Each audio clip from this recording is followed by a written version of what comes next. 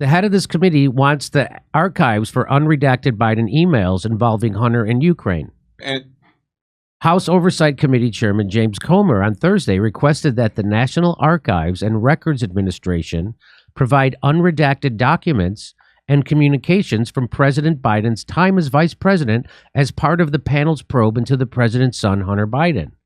Specifically, Comer is requesting that the National Archives provide the committee special unredacted access to a trench of emails from Biden's vice presidential records, which includes messages related to Ukraine and Ukraine gas company Burisma sent or received by President Biden or Hunter Biden.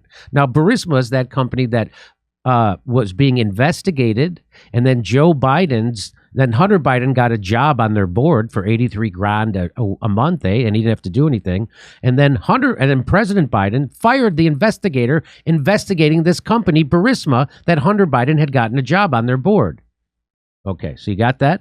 Comer is also asking for documents and communications in which Biden used a pseudonym. What was that pseudonym? Pseudonym? Yeah. I like to say pseudo.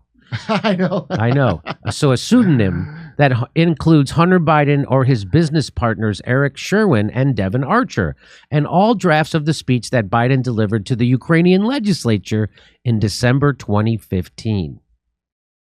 The request comes as part of the House Oversight Committee's investigation into the foreign business dealings of Hunter Biden and his business associates, with an apparent focus on whether Hunter Biden's business dealings with Ukraine impacted then Vice President Biden's policy decisions or financially benefited him, or if Hunter Biden received information that helped his business. All those things are true.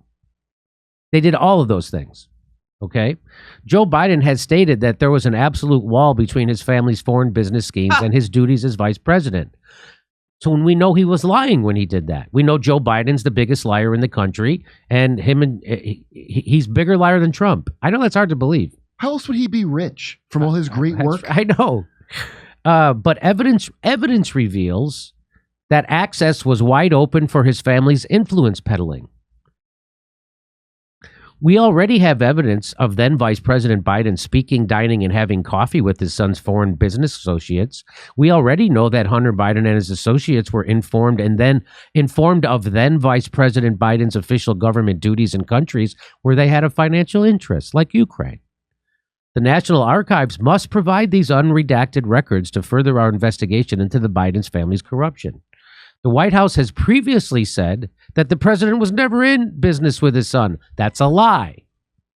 Archer, this guy, Hunter's business partner, Archer, he testified, but then he also gave an interview to Tucker Carlson. And in his testimony, he said that the president was never involved in their business decisions and that he had no evidence or knowledge that the U.S. took any action to benefit Burisma or Hunter Biden. Wait, what? That's what Devon Archer testified to. But when he went and talked with Tucker Carlson, he said completely different things. Archer said that Hunter Biden portrayed the illusion of access to his father when he was vice president, but did not have real influence. Now, we've already showed you in other videos that, of course, he did have real influence, and we showed you how Hunter did that. Republicans, meanwhile, have pointed to Archer's testimony that Hunter Biden put his father on speakerphone multiple times with foreign business associates to allege the president wasn't being truthful when he said in 2019 he hadn't discussed business with his son. So that's what Archer actually said, that he was in on business calls with his son. Was an illusion of his voice on speakerphone? It wasn't an illusion of his voice. It was his actual voice. Archer said the speakerphone conversations largely consisted of small talk.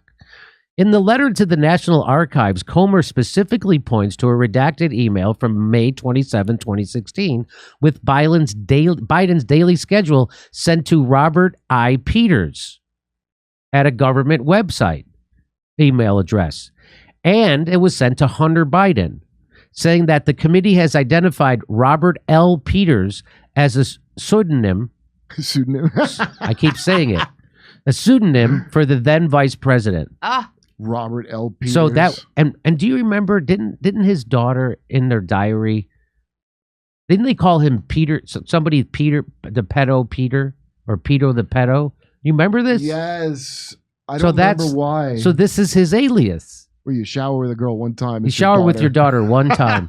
The schedule for that day includes a call with then President of Ukraine, Petro Poroshenko. Comer said that it is concerning that the email was sent to Robert L. Peters' address, but did not elaborate on why. It was reportedly common for high-profile elected officials and appointees in the administration to have secondary government email accounts, but an oversight committee spokesperson said it is concerning that Biden had multiple email accounts with fake names. Were they all as good as Robert L. Peters? Comer also requested emails that were sent or received from Robin Ware and J.R.B. Ware, two other pseudonyms. Yeah. Pseudonyms that the New York Post previously reported President Biden used, one of which is a Google email address. So there you go. The Pedo Pete. That's right. Did he ever use that email? I wonder if Pedo Pete email. Didn't his daughter? Could you Google? I'm looking for it right now. Did his daughter accuse? Did they? So she wrote in her diary. She wrote in her diary. She left at like a rehab. Yeah. About how it was weird. It was that he had inappropriate that I showered with my dad when she was pretty old, like she wasn't 4 years old when that happened. She was much older. She was than like that. 32. No, I'm joking. Hey, come see us live on tour. We'll be in Salt Lake City, New York City, Pottstown, Pennsylvania, Stamford, Connecticut, Toledo, Detroit, St. Louis, Tampa, Boca Raton, and Orlando. Go to jimmydore.com for a link for all those tickets. See you there.